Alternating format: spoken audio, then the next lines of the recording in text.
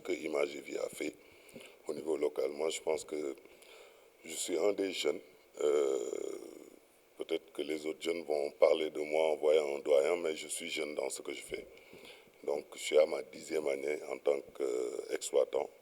Donc là, je m'essaie en tant que distributeur cette année avec le projet Le Mouton de Sada que je vais sortir le 30 novembre.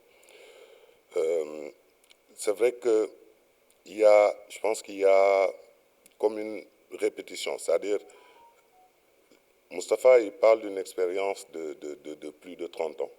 Moi, j'ai une expérience d'une dizaine d'années, mais je pense qu'au bout même de 5 ans d'exercice, il y a cette lassitude-là qu'on commence à ressentir.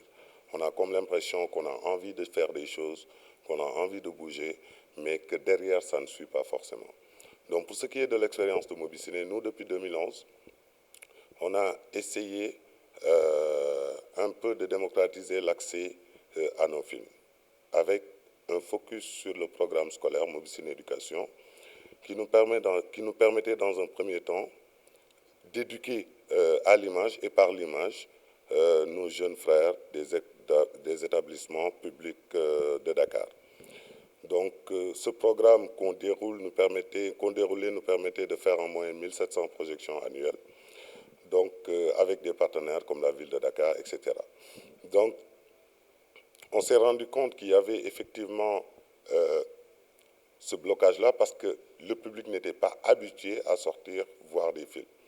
Nous, en 2012, on a essayé, en partenariat avec les centres socioculturels, de réactiver les projections payantes avec des entrées à 100 francs, à 200 francs. Donc, on avait les 19 centres socioculturels de la commune de Dakar comme partenaires. On faisait une programmation régulière du lundi au dimanche avec des séances de cinéma africain exclusivement. Mais au bout de 3 mois, tu te rends compte que ça ne suit pas. Donc, on a essayé plusieurs choses. Moi, je pense que la remarque, elle est générale, le constat, il est global. On manque de synergie dans nos actions. C'est-à-dire qu'il est important qu'on parle le même langage, que ce soit les autorités, que ce soit les distributeurs, parce qu'il y en a, malgré eux, mais il y en a. Donc, il y a des gens qui essaient de faire ce travail-là. Nous, on a eu une expérience récente avec le projet Kaocher de Mosso, donc où on a investi en minimum garantie pour presque 1 an. Mais après, pour exploiter ou rentabiliser cet investissement-là, c'est compliqué. Donc, aucune structure ne peut vivre de pertes fréquentes.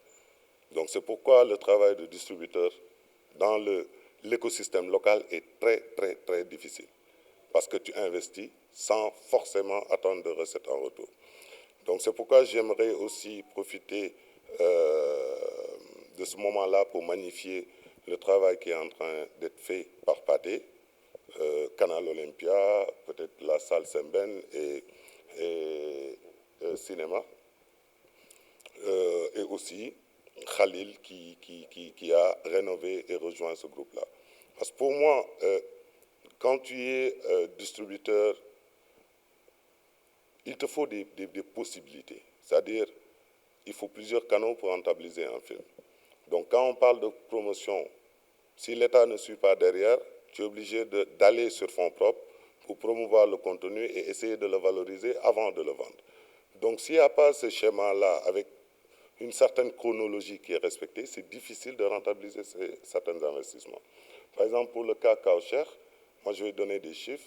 J'ai mis un chef de projet derrière pendant 1 an que j'avais débauché à l'Institut français de Saint-Louis. Il était payé 300 et quelques mille le mois. Il avait une assistante avec tout ce qui suit, les courriers qu'on a, etc., etc. Donc, sur les charges cumulées, on était presque à 4 millions et quelques d'investissements pour sortir le film. À terme, on a eu un seul contrat de l'Institut français de Saint-Louis pour 17 projections. Donc, c'était un documentaire, c'était beaucoup plus compliqué à valoriser et à vendre qu'un film fiction. Donc là, sur le projet Le Mouton de Sada, on va tenter une nouvelle expérience. Moi, je pense que peut-être on a cette fraîcheur-là en tant que jeune qui nous permet d'échouer et de se relever, d'échouer et de se relever encore et encore. Mais comme je l'ai dit, on est jeune, mais on a cette expérience-là de connaître nos limites, quoi. On est tous conscients que notre écosystème, dans l'état actuel des choses, si on ne fait pas quelque chose, ça ne bougera pas, ça ne marchera pas pour nos contenus. Parce que je pense que l'objet de cette discussion-là, c'est de parler de nos contenus. Parce que les autres, ils n'ont pas forcément le problème de promotion et de pénétration de leurs films au niveau local. Donc, moi, je salue déjà cette initiative de Khalil. Moi, j'ai connu il y a 10 ans et je pense que son discours n'a pas changé par rapport à sa volonté de mettre tous les acteurs autour de l'essentiel. Et l'essentiel, effectivement, c'est qu'on arrive à vivre de ce qu'on fait, tant en tant qu'exploitant qu'en tant que distributeur, producteur ou réalisateur, ou même les festivaliers. Donc l'idée, c'est vraiment de porter nos contenus de bout en bout et de faire en sorte que les maillons de cet écosystème-là vivent de ce travail-là. Donc j'espère qu'au sortir de cette rencontre-là, beaucoup de pistes de solutions vont apparaître et peut-être nous permettre à partir de demain de foncer et de faire encore renaître nos films. Environ, donc nous, chez Pathé, on a 7 écrans. Il y a 3 au cinéma, ça fait 10. Il y a un écran chez Canal Olympia, ça fait 11. Semaine Ousmane, je ne sais pas s'il y a 2 écrans. Et 3 écrans, ça fait 14, plus donc l'écran qui est là, ça fait 15 écrans qui existent et qui fonctionnent.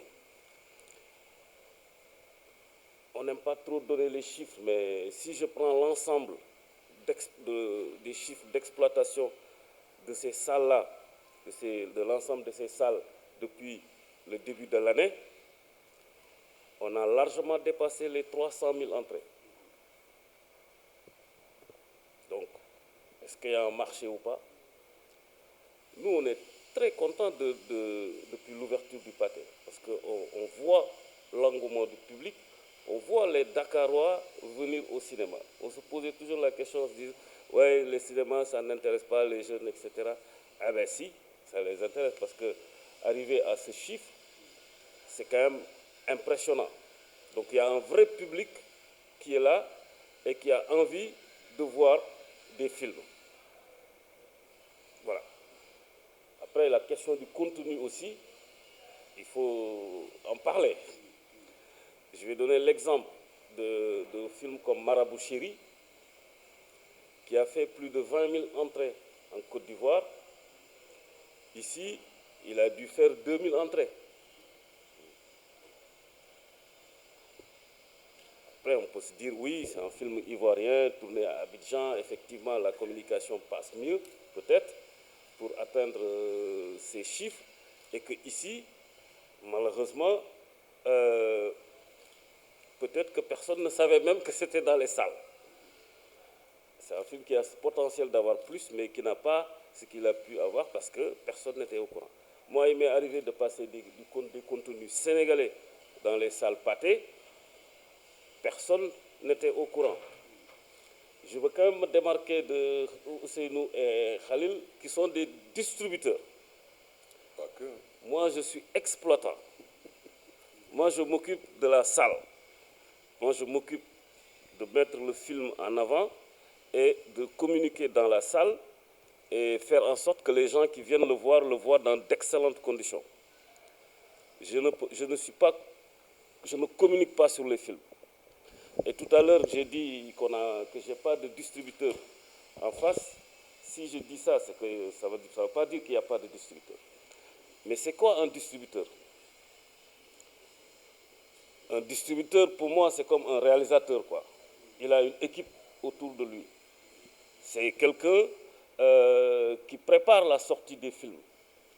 C'est quelqu'un qui choisit un film qu'il va distribuer parce qu'il pense que ce film-là peut toucher un public. Il ne prend pas le film juste pour le distribuer. Donc il va cibler son public. Et il va travailler avec ses équipes sur la communication pour atteindre ce public et faire en sorte qu'ils viennent le voir en salle.